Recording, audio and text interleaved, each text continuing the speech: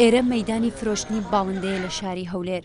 دیارترین باڵندە کە لە مەیدانەکەدا فرۆشی هەیە بریتیە لە کۆتر، هەر لەبەر ئەوەشە بازاڕی کۆتر فرۆشانی پێدەوترێت. بەلاتەوە سیر نەبێت لەو قەیرانە دارایی ئێستای هەرێمدا کۆتر هەبووە بە 30,000 دۆلار فرۆشراوە. باز لەوەش دەکرێت پێش قەیرانی دارایی کۆتر هەبووە بە 100,000 دۆلار فرۆشراوە.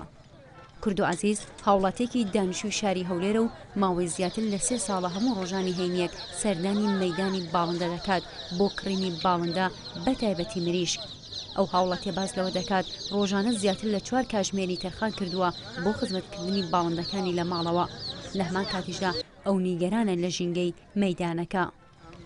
زۆر پیس و پەرۆخە حەقیوا جێگایەکی تەندروستیان بۆ بکەن ژێر دار و درەختێک بێ شتێکی وا جوان بێ بۆیان دروستکەن زۆر باشە. لە ماڵەوەڵات 3-4 ساعات. مەیدانی فرۆشتنی باڵندە لە هەولێر ڕۆژانی هەینی جیاواز لە ڕۆژەکانی تر قەرەباڵغترە و ژمارەیەکی بەرچاو هاوڵاتی لە سەرجەم توێژەکان سەردانی دەکەن.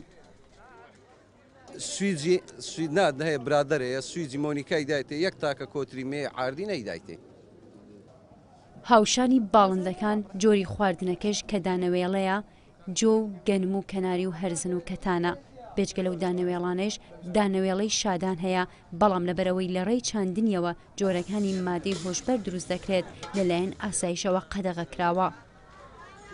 لێرە شادان قەدەغەیە ئاسایش قەدەغەی کردووە لەبەرە و وەزعی ئەمنی خەڵکێکی زۆر لە دەرەوەی وڵات هاتووە سووریەکان خاستن ئەوانە بەکاری دێنن بۆ بابەتی ناشیا و وەکو مادەی هۆشبەر ئەوانە لێرە قەدەغە کراوە لە ئاسا.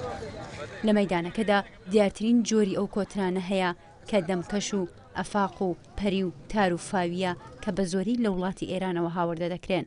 هەروەها مریشک و تاوس و بولبول و قاز و مراوی و ئاسک لە مەیدانەکەدا کڕین و فرۆشتنیان پێوە دەکرێت. شێمە جاف، NRT هەولێر.